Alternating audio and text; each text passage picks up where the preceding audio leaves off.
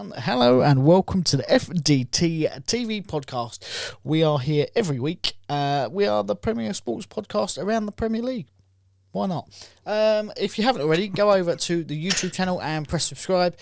We'd like to blow our own trumpet as well as moan about VAR. So if you like that sort of thing, join in. This week we have seen some obliterations, some capitulations, and some unprofessionalism, according to Erik ten Hag, after his Manchester United got trumped 7-0. 6 goals in one half, Mike, last night. Absolutely phenomenal from Liverpool. But one result doesn't make a season. So that's all I'm saying. But I think what we need to do is get onto some other things first. Obviously, as you can see, I'm a West Ham fan. Mike is an Arsenal fan. Unfortunately, he has to be. He's been waiting long enough for a title. Someone's got to be. Yeah, so he's waited long enough for another title, and it looks like Arsenal could be bringing it home. Now, before we get into the comeback of comebacks, Paul Merson has said that he believes if Arsenal win the next 3 games, you're going to bring the title home. I think that's a bit early to say, really. But what do you make? What do you make of that situation? Are you confident if you win the next 3, you might be in with a shout of bringing it home? No, I keep saying this. I think we're doing amazing. As we've said, this is the best opportunity we've had for the last 20 years. It's nice that we are in this position, but from what we've seen from previous seasons, we could still balls it up in the running. We've still got 13 games to go. Yep. There's still a lot of points to play for. 3 games. That's 9 points. It's still not enough. Obviously, I think it depends on how Manchester City fare. But like I said to you a couple of weeks ago, I'm not confident until it becomes mathematically impossible for us to be caught. Then I'll be confident that we're going to win it. So what you're trying to say, and only then. What you're trying to say is you could pull a Tottenham and absolutely bottle the league. Absolutely. Absolutely. And that, I'm sure, was a fault when you went 2-0 down to Bournemouth. Yes. Obviously, it's one of those games that you couldn't call, but for the first half, certainly Arsenal weren't in the game at all. You wouldn't have thought that they were the Arsenal of this season. But you brought it back, so bring us back to the feelings of obviously when it happened and what happened after you went 2-0 down. So obviously no one's able to get tickets anymore unless you're season ticket holders or be able to spend an absolute fortune on tickets because of the run that we're on at the moment. So I had to listen to it on the radio because I was out and about at the time. Game kicked off. And listening to it on TalkSport 2, and within 10 seconds, 1-0 down. Damn it. Didn't feel good, but obviously still a long way to go. 90 minutes still left to play. We'll see what happens. Again, we had a couple of chances. Nothing that I'd say was kind of clear cut. And listening to it and watching the highlights and stuff, the amount of handball shouts. Again, you think it was one of these bad day at the offices for VAR. Obviously, when the second goal went in the second half, you just thought it was going to be one of those days. So we started the second half a lot better than we did the first half, and nothing was just sitting for us. And then obviously we conceded from a set piece. Thomas Partey gave the ball away or knocked it out for the corner, and then lost his man for Bournemouth to score their second. So again, you just thought it was going to be one of those days. But I'd say from the way that the fans have been this year and the way that we have played, something just felt different about this game. There was still 20 odd minutes to go, still every opportunity to, if we get one, then we've got the potential to get 2. So game played on, and I can't even remember who got the first one now. Saka got the first one. No, he didn't. Yes, he did. Can't remember. Yes, Whatever. I think it was Saka. So we... no, it wasn't. It was Thomas Partey. I'm talking. So he conceded the second goal. Oh, no, yeah, then Mill Smith-Rowe headed the ball from a corner back into a dangerous position at the back stick. Thomas Partey was really astute, got onto the end of it and passed it the keeper. Again, it was from that point, it was like the wind was massively in our sails. We were just kind of like, it was a relentless attack. And then it was a ball, I think it was Reece Nelson across the ball, across the box. And Ben White was at the back stick. Again, it was one of these ones, shot. It was quite a powerful place shot. And it was too much for Bournemouth's keeper behind the line. And very quickly got turned to a goal, which was good. And then it was like every opportunity that we had, there was more shouts for handball, there was more shouts for penalties and all sorts. But once we got to the 96th minute, obviously I'd heard on the radio Bournemouth were time wasted a lot, yellow cards for time wasting. And it was just one of these, virtually the last kicks of the game. And I think it was Odegaard on the corner, crossed it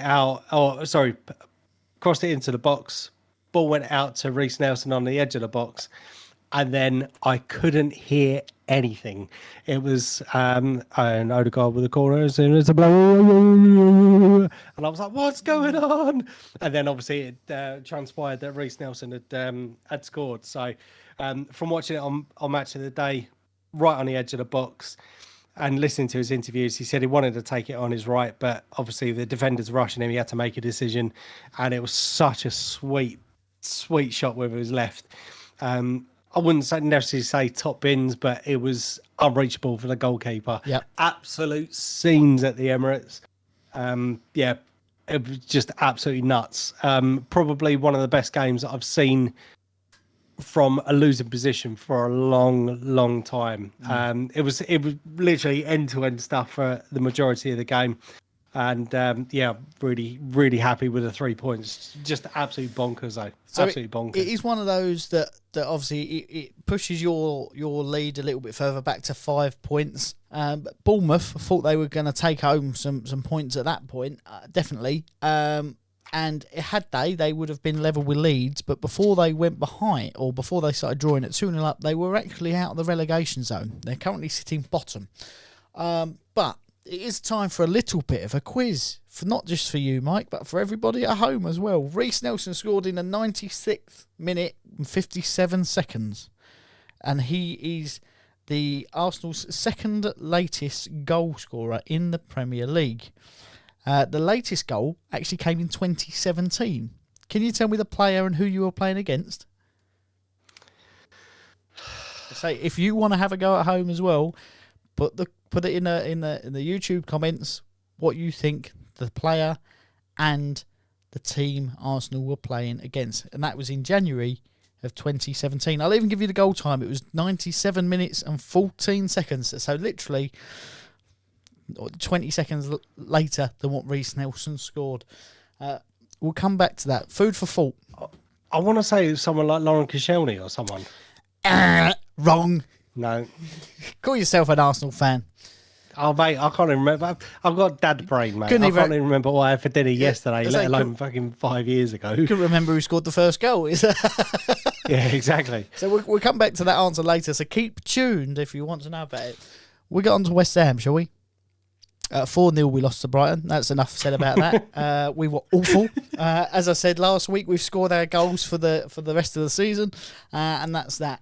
It's not good. It's not looking good. It's not looking positive. And David Moyes come out and essentially blamed Saeed Benrahma for it, saying he didn't create enough. Well, unfortunately, David, I think that falls on you as the manager.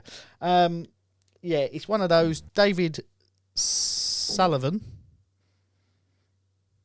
is obviously the majority shareholder of West Ham United, does not want to get rid of him. And that's because it will hurt his pocket, because he will have to pay him a severage fee.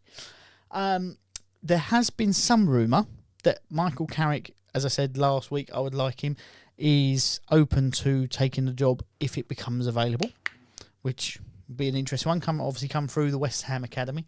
But that's unlikely, I think. However, that said, Daniel Krasinski, he owns Sainsbury's and the Royal Mail, so it's not necessarily a good thing that he owns part of our club, but he's put some money in. He's tried to bring over some decent players.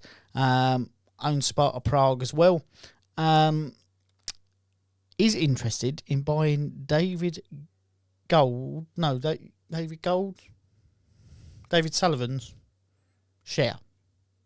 The David that died. And that would be what are you laughing at? That's not funny. But that would be another 25% stake, which is roughly at the minute being touted about £150 million. So that said, that would make him the majority shareholder, which I think a lot of West Ham fans would welcome, and that means that Gold can fuck off essentially, because he can't do anything about it. And then that means Krasinski can choose to change the manager, and tough shit to David Gold. He's got to put his money where his mouth is.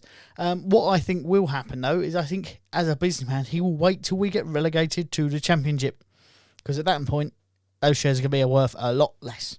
So it's not good, but potentially good in some respects. That said, Brighton did outclass us. They seem to be a bit of a bogey team for us, but we just looked completely lacklustre. There was nothing that...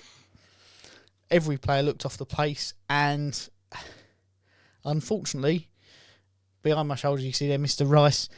He started to piss off some of the West Ham fans with his recent comments about, we don't listen to anybody. We don't take any of the criticism. We don't do that. Well, maybe you should, because your manager's probably trying to give it to you. But if you're not listening, maybe that's part of the problem. You only listen to yourselves. If you were top of the Premier League, you'd go, fair enough. Don't listen to anybody else. We're not. We're languishing near the bottom. We're struggling. And the captain's saying, yeah, well, we don't really care. That's how it's coming across to fans. I don't think that's how he intended it. I think what he's trying to say is we're trying to block out all the noise. But yeah, not good overall. And that leaves us 1 point above the relegation places, which is very not good. But yeah, that's all I can say about that, really. I think we should answer the quiz. Do you want to know, Mike? Have you got another guess? I'm trying to remember when Sanchez left. I'm gonna go Alexis Sanchez. That is correct. It was Alexis Sanchez. And what team were you playing?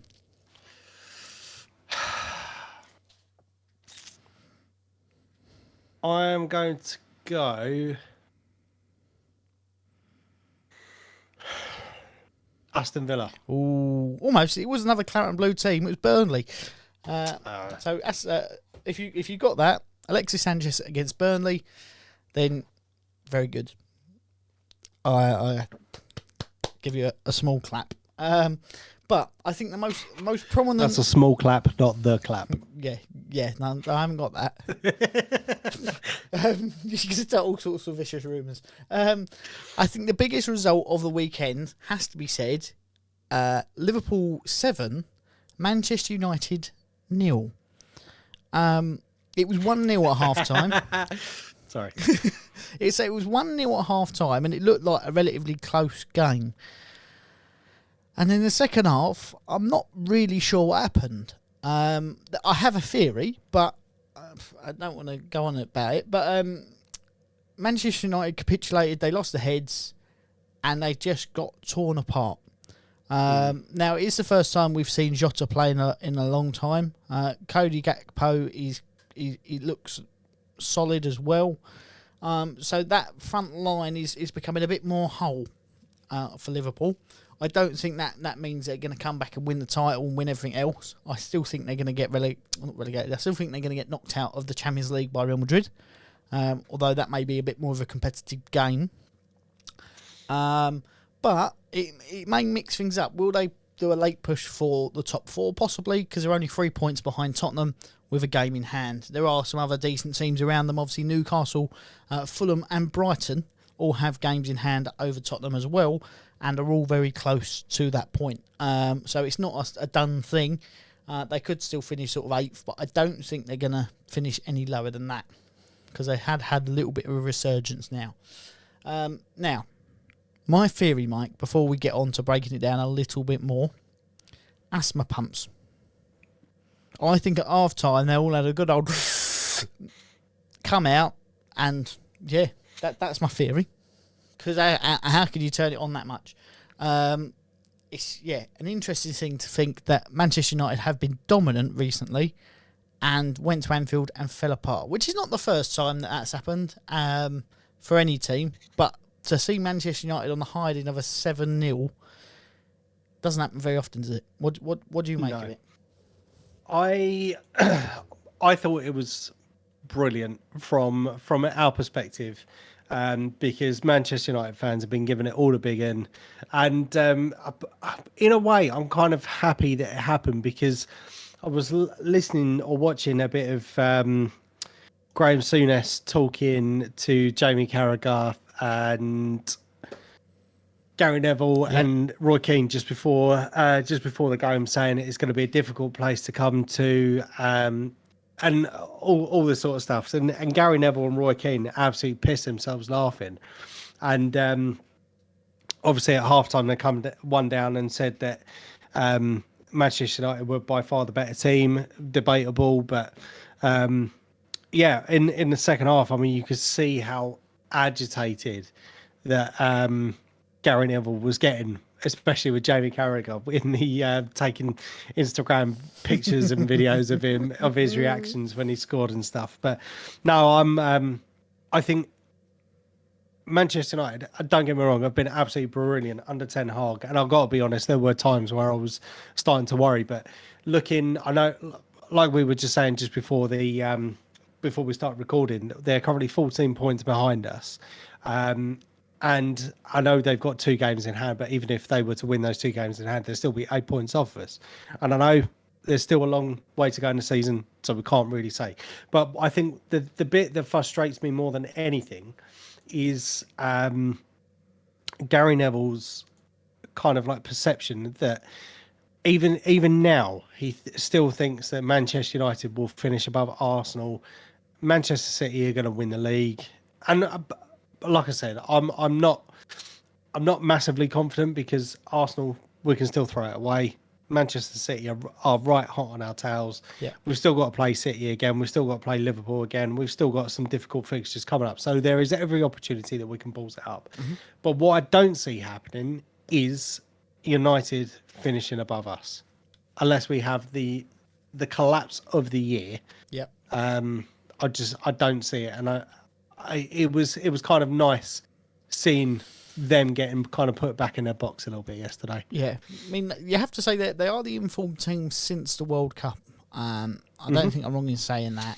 But when you cast your mind back to earlier in the season, when Ten Hag first took over, they did lose 2-1 to Brighton. They lost 4-0 to Brentford, 6-3 to Man City, and they've slowly grown into it. Obviously, you're going to expect slip-ups. Ten Hag obviously isn't happy about it.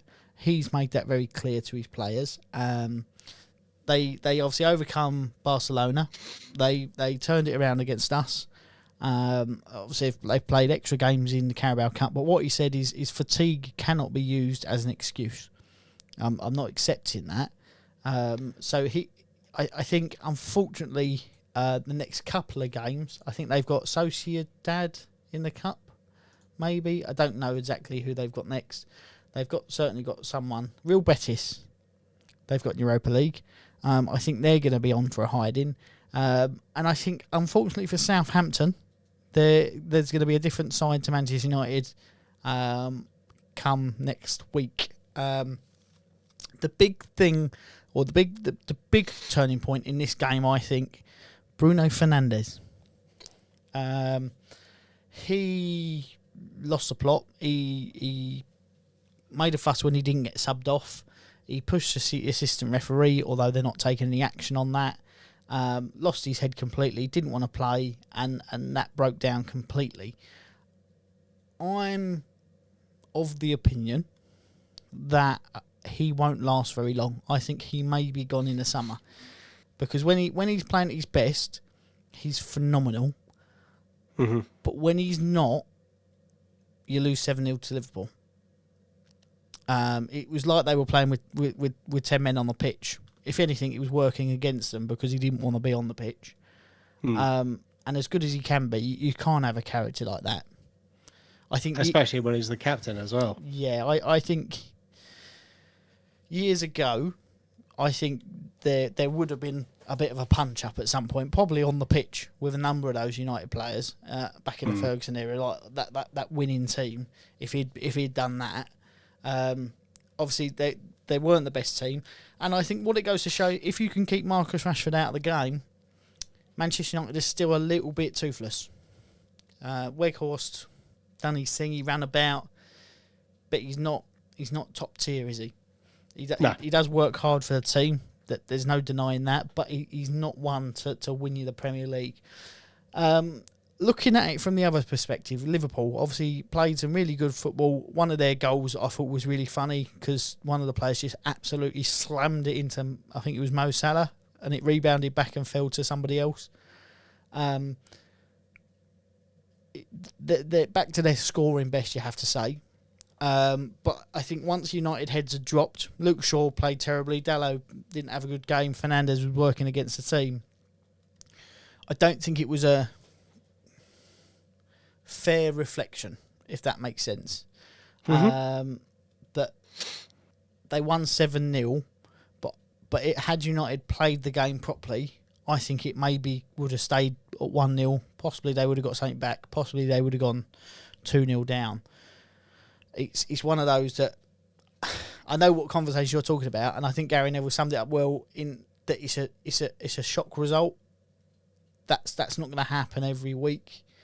It's not good that it's happened once. I do think that, but I don't think you're going to look at Liverpool and go they're going to go and blow every team away now, which is what you would expect after that result. If they have a poor draw next week, then what? I mean, this is the same Liverpool team that lost to Wolves, or were 2-0 at Wolves, drew at Palace. Do you know what I mean? They're not phenomenal, and Alisson, for me, is a bit of a liability. And they may have beat Manchester United, but they're also losing a lot of key games. Yeah, I completely agree. I would be interested to see, because I know that obviously they've started getting some players back from injury and stuff. And granted, yes, they have started to pick up a few points. But as you said, even last weekend, I think it was, the 0-0 against Crystal Palace, they've been so inconsistent this year, Liverpool. And I think to a point, I think Manchester United were the favourites, possibly marginally going into yesterday's game. Yep. But it does go to show, I think, if you start kind of resting on your laurels and thinking just because you're the favourites, then and looking at some of the performances that Liverpool have put out this year, that you would be able to just kind of walk over and possibly lick a late goal late on in the game. 3 points, thanks very much. I think it just goes to show. I mean, this is kind of one of the reasons why we've been so kind of like flabbergasted with how poor Liverpool have been this season. Because yesterday, I think, just goes to show how good they can be. But I know. Obviously, with a few more weeks / months into the Premier League, these players are having more time to work together and all that sort of thing. And don't get me wrong, I think next year they may be a force to reckon with again. Yeah. This may be one of their blip seasons that they had just after they won the Premier League. But I'm so confused by Liverpool this year, because from how dominant they have been over the last 4 or 5 years, well, against other teams. I mean, not obviously against Manchester City, because they've won 4 out of 5 the last 5 seasons, but it was just an absolute mind boggling as to why they were doing so bad. Yeah. But yeah, it was a nice one to watch, I think, from a neutral's perspective. Oh yeah, phenomenal game.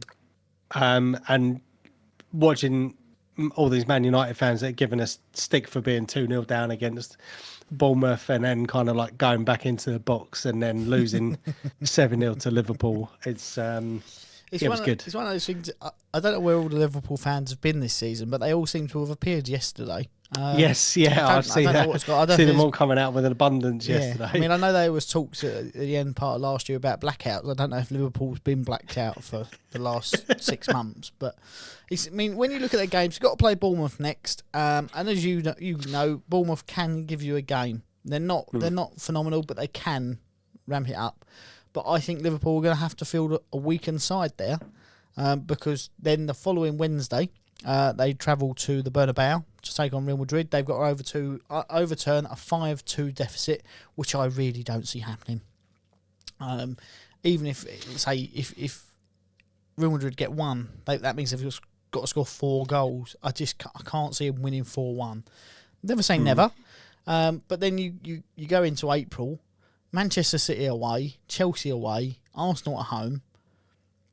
It's a tough run of fixtures for them. Yep. And then they've got to fit another Fulham game in there because that's been postponed. Some of their games remaining, you would go, yeah, they're favourites for that quite easily. And they've got to play a lot of the teams that are now struggling: Nottingham Forest, West Ham, Leeds, Southampton, even Leicester. You could put in that list. But that run through beginning of April, and I think is going to cause them all sorts of trouble.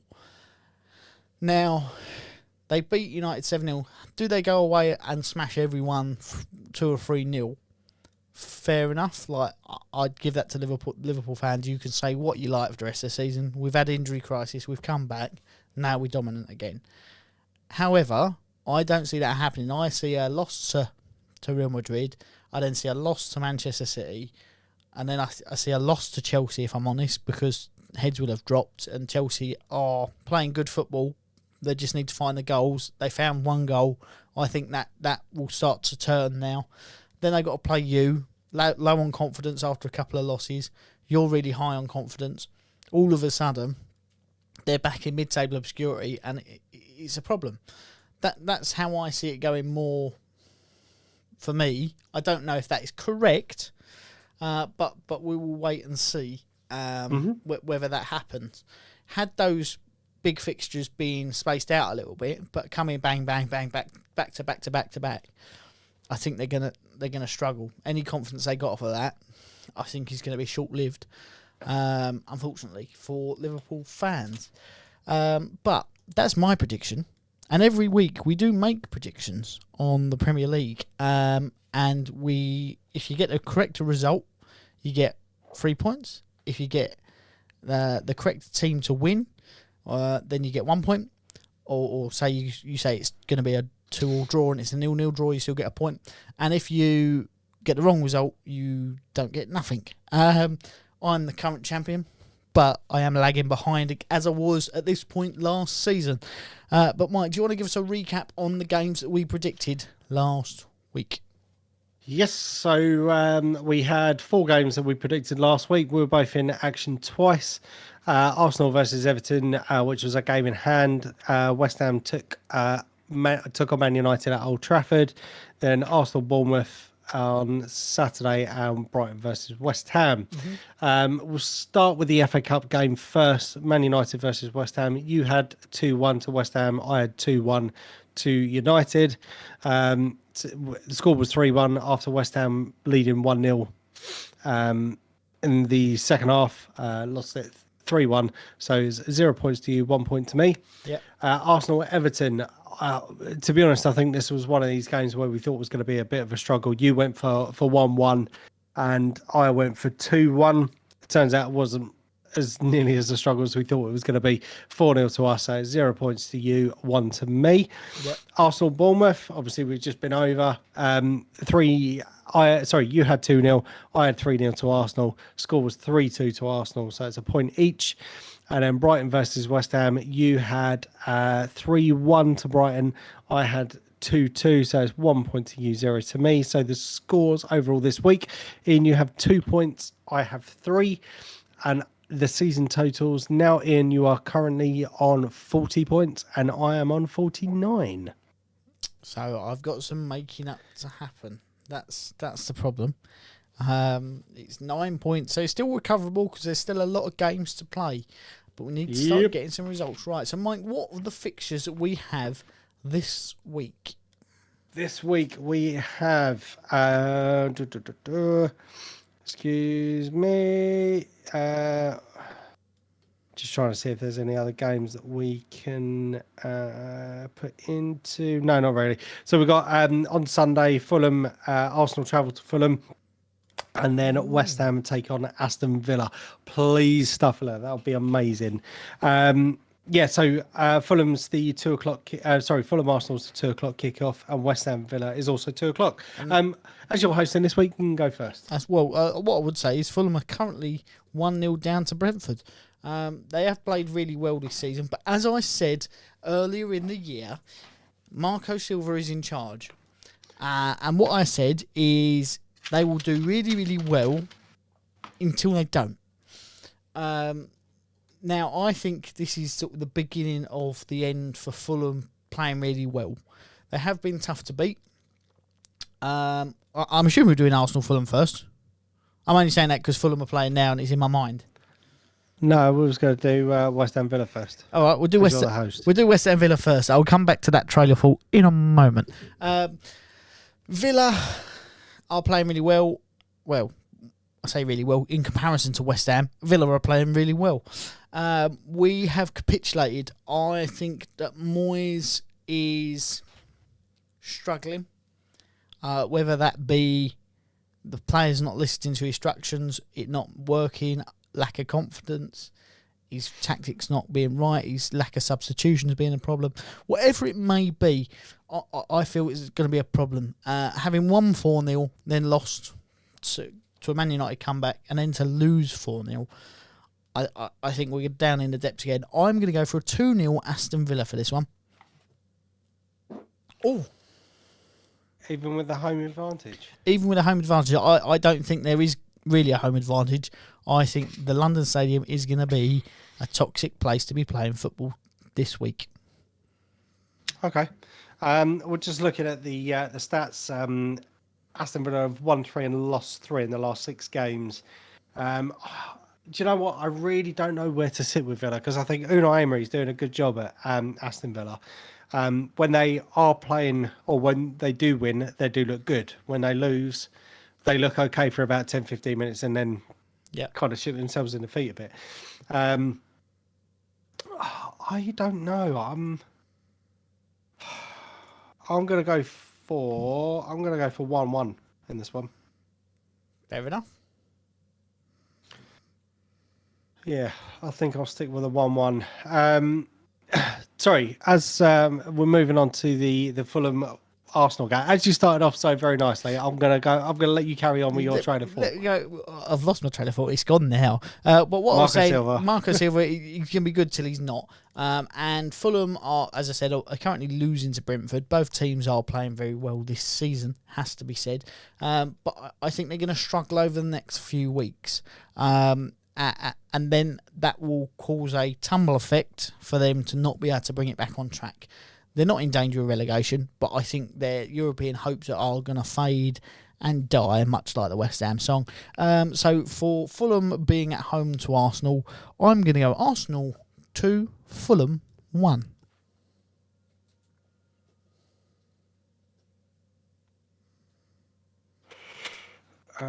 Okay. So 2-1. Do you know what? I think this is going to be one of these ones. I wouldn't necessarily say where we should win it because, again, I think Fulham have been doing really well.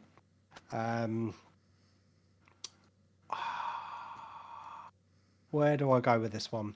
I'm going to go for 3-1. I think to Arsenal.